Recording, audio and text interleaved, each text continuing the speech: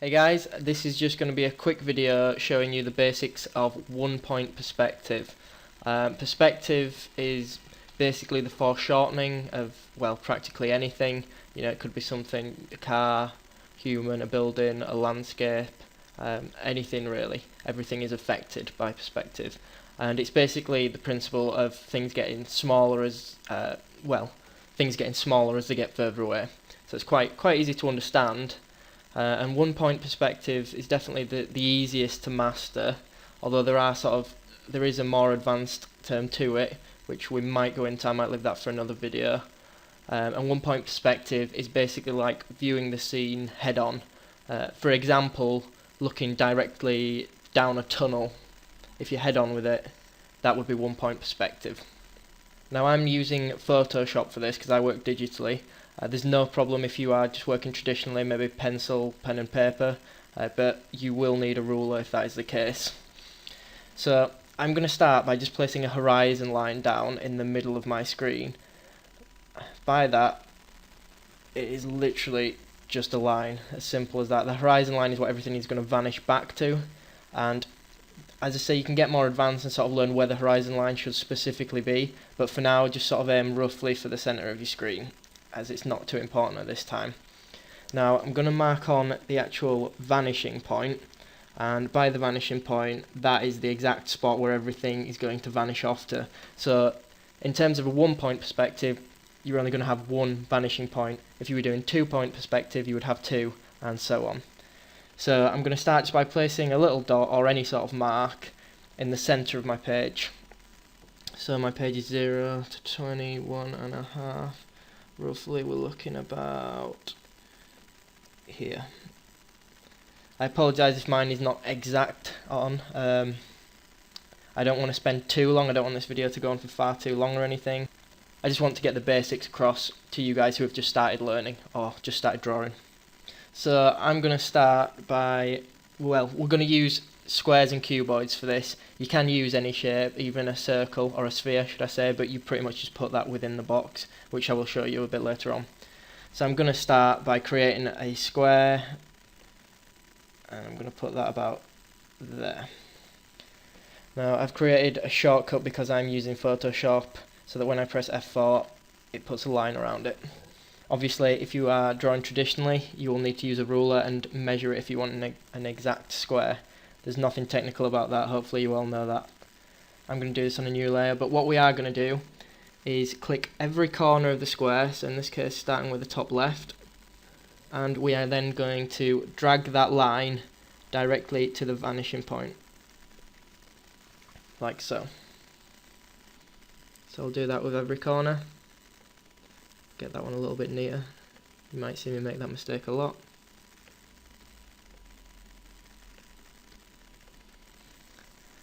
And already we've got something taking shape, and then you just need to rule it off at the bottom.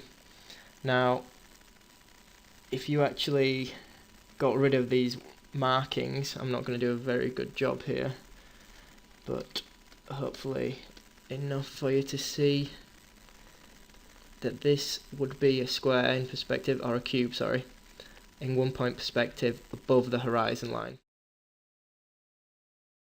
Okay, now that's not overly neat, I'm aware of that, but hopefully you can understand. Above the line you will see the face underneath. So I'll just clean that up so we can start another one, and this time we will do it below the line. I'm actually just going to use this square that I've already got.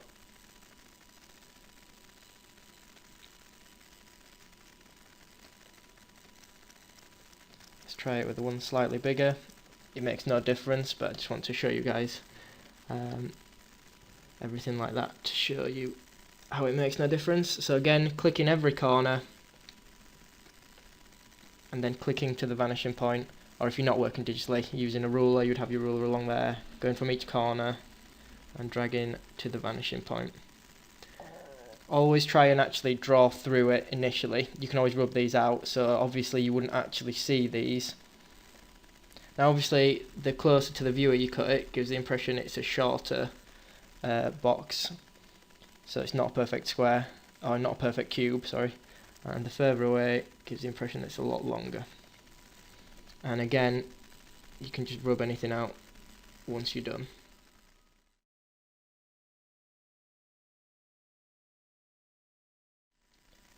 So what happens if the box is head on? If it's actually in front of the vanishing point, let's say about there,